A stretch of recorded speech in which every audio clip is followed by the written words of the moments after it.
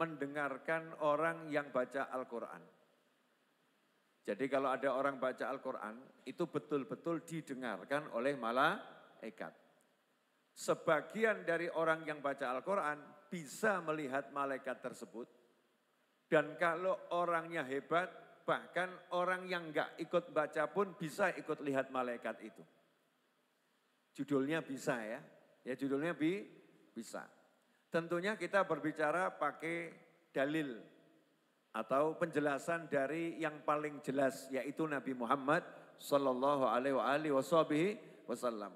Bukan katanya, tapi betul-betul disabdakan oleh Nabi Muhammad Sallallahu Alaihi Wasallam. Sedikitnya ada 2 hadis tentang hal tersebut. Saya akan baca yang pertama, nanti diuraikan singkat.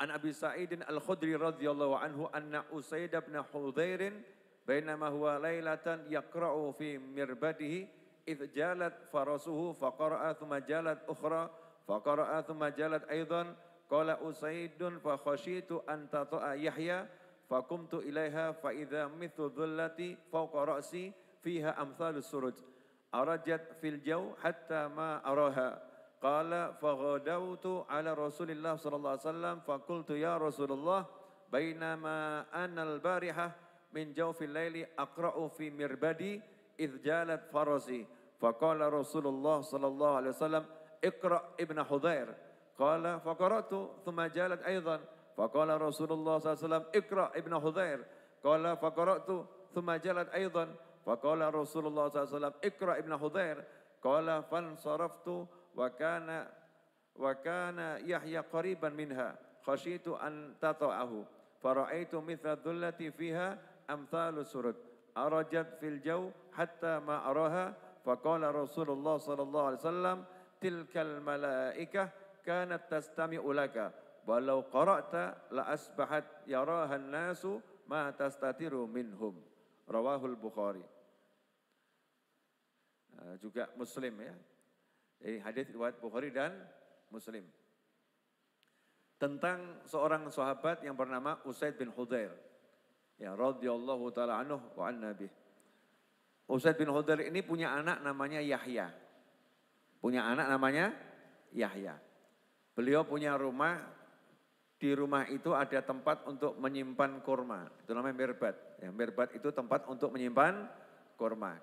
Karena orang Arab biasanya pekerjaannya 3, berkebun, beternak, sama berdagang.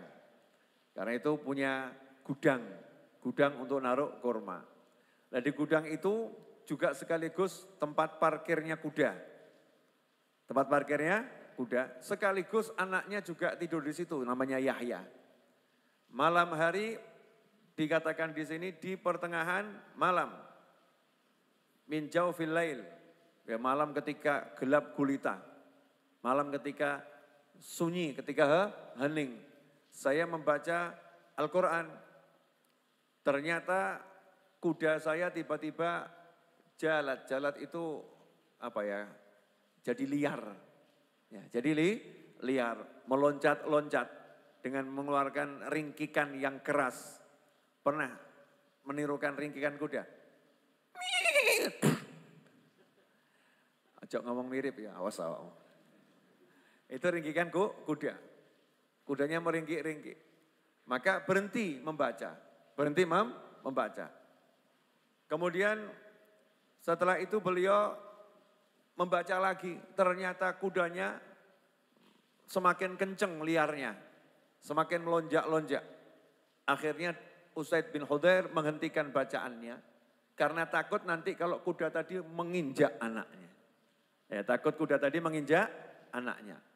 Setelah itu dilihat ada apa sebetulnya. Maka beliau melihat, di sini dikatakan, fakumtu ilaiha. Saya mendatangi sumber yang menyebabkan kuda tadi meloncat-loncat tadi.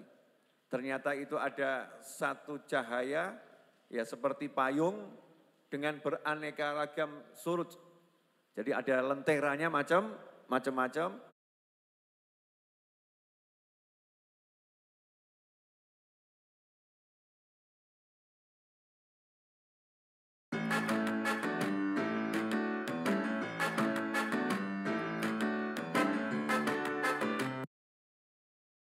dengan beraneka ragam surut. Jadi ada lenteranya macam-macam, fauqa ra'si, di atas kepala saya. Kemudian cahaya tadi itu naik ke atas. Nah itu mungkin kalau kita lihat sekarang mungkin dikira apa itu?